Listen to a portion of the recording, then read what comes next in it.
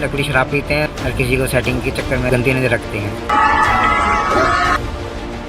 सब ताड़ियां बजा रहे थे, थाली भी बज रही थी। आप गांजा स्मैक बेचते खुले आम।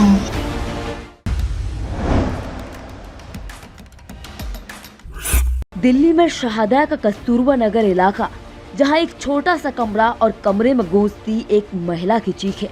लगातार बरसते बेल्ट और डंडे वहशीपन की पार होती हदें।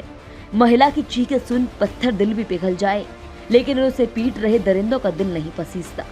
और तो और इंसानियत को शर्मसार करने वाले इस मंजर के बाद डरे सहमे परिवार ने कहा कि क्षेत्र में अवैध शराब बनाना और पीना आम बात है।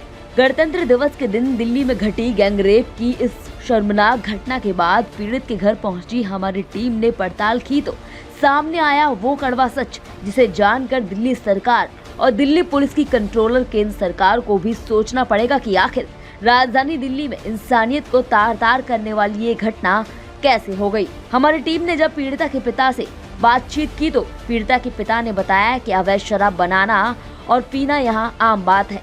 आरोपी खुद कच्ची शराब बनाते हैं और पीते हैं और हर राह चलती महिला पर बुरी नजर रखते हैं। आस पड़ोस के लड़कों में कहे शराब पीते हैं, नकली शराब पीते हैं। संतरा राजस्थान की नकली दारू है, सांसी खुद बनाते हैं। वो नकली शराब पीते हैं। नकली शराब के अंदर एंशेंट तौहीन करते हैं। ना किसी शादीशुदा को देखते हैं, ना कवारी को देखते हैं। हर किसी को सेटिंग के चक्कर में गंदी नजर रखते हैं। आपकी जानकारी के लिए बता दें कि करकरडोमा स्थित एक किराए के घर से अगवा करने के बाद एक महिला को कस्तूरबा नगर इलाके के एक घर में कैद करके उसके साथ बर्बरता की सारी हदें पार की गई और महिला को गंजा करके मुंह पर कालिख पोतने के बाद जूतों की माला पहनाकर दरिंदों की भीड़ पूरे इलाके में घुमाती रही। लेकिन वहां मौजूद लोग इंसानियत को शर्मसार करते हुए ताली और थाली बजाते रहे। इस मल्ले में रहने वालों को बेशर्मी वालों को बेशर्म है ये लोग। कोई नहीं बोला जब बाहर घुमा रहे थे, किसी की हिम्मत नहीं सर, एक साल किसी ने विरोध नहीं किया। सब ताड़ियां बजा रहे थे, थाली भी बज रही थी। आप बिलीव नहीं करेंगे, सीटियां बज रही, थालियां बज रही जैसे किसी के। सर इन लोगों ने एक पब्लिक के अंदर डर बिठा रखा, बिल्कुल डर था। गांजा स्मैक बेचते खुले आम, सरेआम बेचते नशा कर करके। वहीं पीड़िता के साथ हुई दरिंदगी और अमानवीयता से आहत दिखी दिल्ली महिला आयोग की अध्यक्षा स्वाति मालीवाल ने पीड़ित महिला को न्याय दिलाने की बात कही। अवैध शराब बेचने वाले लोग दिल्ली की एक लड़की 20 साल की लड़की को उसी के घर से उठाकर लेकर गए। कस्तूरबा नगर के एक घर में ले जाकर 3 लोगों ने उसके साथ गैंगरेप किया और उस वक्त उस घर में बहुत सारी औरतें खड़ी थी जो कि उन लड़कों को और उकसा रही थी कि और बुरी तरीके से गैंगरेप किया जाए। इस लड़की का सर के बाल काटकर उसको गंजा कर दिया गया, उसको चप्पल की माला उसके ऊपर लगाई गई और उसके बाद उसके पूरे मुंह को काला करके बहुत बुरी तरीके से मार पीट कर उस लड़की को पूरे इलाके में 1 घंटे तक घुमाया गया। मैं दिल्ली पुलिस को नोटिस इश्यू कर रही हूं इस मामले में। मैं चाहती हूं कि ये जितने भी लोग हैं, जितने भी आदमी और औरत इन्वॉल्व हैं इस मैटर में, उन सबको अरेस्ट किया जाए और लड़की को सुरक्षा मुहैया करवाई जाए। दिल्ली के मुख्यमंत्री अरविंद केजरीवाल ने महिला आयोग की चेयरमैन स्वाति मालीवाल के ट्वीट को रीट्वीट करते हुए लिखा, ये बेहद शर्मनाक है। अपराधियों की इतनी हिम्मत हो कैसे गई। केंद्रीय गृह मंत्री जी और उपराज्यपाल जी से मैं आग्रह करता हूं कि पुलिस को सख्त एक्शन लेने के निर्देश दें, कानून व्यवस्था पर ध्यान दें। दिल्ली वासी इस तरह के जघन्य अपराध और अपराधियों को किसी भी कीमत पर बर्दाश्त नहीं करेंगे।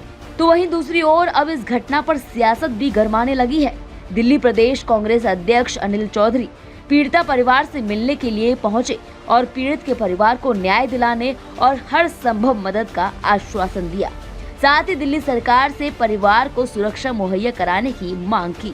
वहीं इस घटना को लेकर केजरीवाल सरकार को घेरते हुए जुबानी हमला बोला। मसला आया है, एक बच्ची को किडनैप करना, मारना, बाल काट देना, रेप करना, बर्बरतापूर्ण तरीके से उसको शब्दों से बयान नहीं कर सकता हूँ। दुख होता है, दिल दहल जाता है घटना सुनकर। उस परिवार की छोटी बच्ची से मैं मिला हूँ। उस बच्ची ने अपनी सुरक्षा की मांग की। पीड़ित परिवार को, कमजोर परिवार को अपना तानाशाही रवैया उनके साथ ये वारदात करना दर्शाता है कि इसमें आम व्यक्ति, गरीब व्यक्ति कितना सुरक्षित है। शर्म आनी चाहिए जब अरविंद का मैं ट्वीट देखता हूँ कि वो कहते हैं कि केंद्र सरकार और पुलिस का मामला है। तो अरविंद जब उस तरह की पॉलिटिक्स करते थे, आज इस परिवार से मिलने क्यों नहीं आते? क्यों इस परिवार के न्याय के लिए धरने पे नहीं बैठते हैं? देश के अंदर उत्तर प्रदेश के बाद दिल्ली दूसरे नंबर पे, जहां सबसे ज्यादा रेप और किडनैपिंग या उत्पीड़न महिलाओं का दिल्ली में होता है।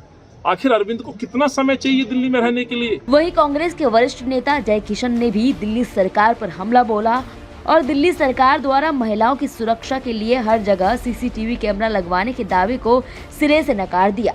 साथ ही सीएम केजरीवाल को एक झूठा मुख्यमंत्री बताया।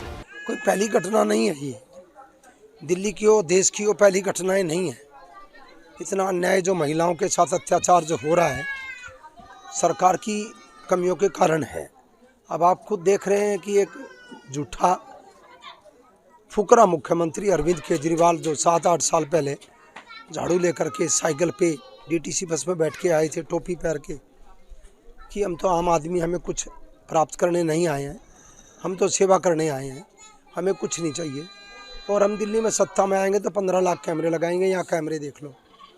और जो कहते हैं कि महिलाओं को सुरक्षा देंगे और मार्शल लगाएंगे, इतनी दर्दनाक घटना कोई पहली नहीं है।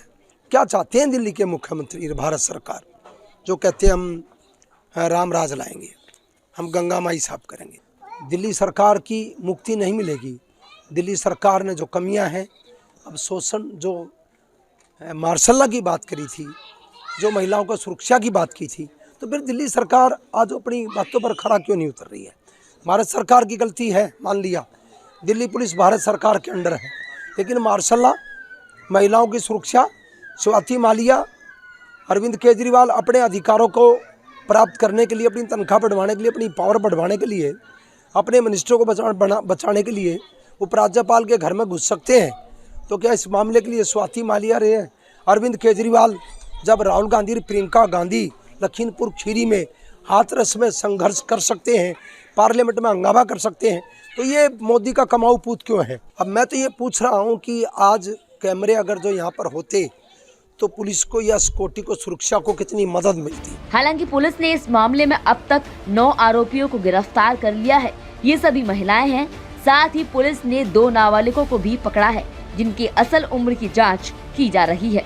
पुलिस ने वीडियो फुटेज के आधार पर अब तक 15 आरोपियों की पहचान की है। साथ ही पुलिस ने पीड़िता को अस्पताल में भर्ती करा दिया है, जहां उसका इलाज किया जा रहा है। अब सबसे बड़ा सवाल ये उठता है कि यूं सरेराह एक महिला के साथ दरिंदगी होती रही, लेकिन वहां मौजूद लोग चुपचाप तमाशा देखते रहे। आखिर क्यों किसी ने इसका विरोध नहीं किया और क्यों मौके पर किसी ने पुलिस को सूचना नहीं दी? और सबसे बड़ा सवाल कि महिला होकर भी महिलाएं दरिंदगी करने वाले आरोपियों को हैवानियत करने के लिए उकसा रही थी। साथ ही सवाल ये भी कि खुलेआम ये दरिंदे शराब बनाते और पीते हैं और राह चलती बेटियों पर अपनी गंदी नजर रखते हैं। बावजूद इसके दिल्ली की पुलिस को इसकी कानो कान खबर नहीं है। अगर है तो इन पर कोई सख्त कार्रवाई क्यों नहीं की जा रही? क्या दिल्ली पुलिस ऐसी ही और घटनाओं का होने का इंतजार कर रही है? ये अपने आप में बहुत बड़ा सवाल है। स्पेशल रिपोर्ट, जनहित टाइम्स।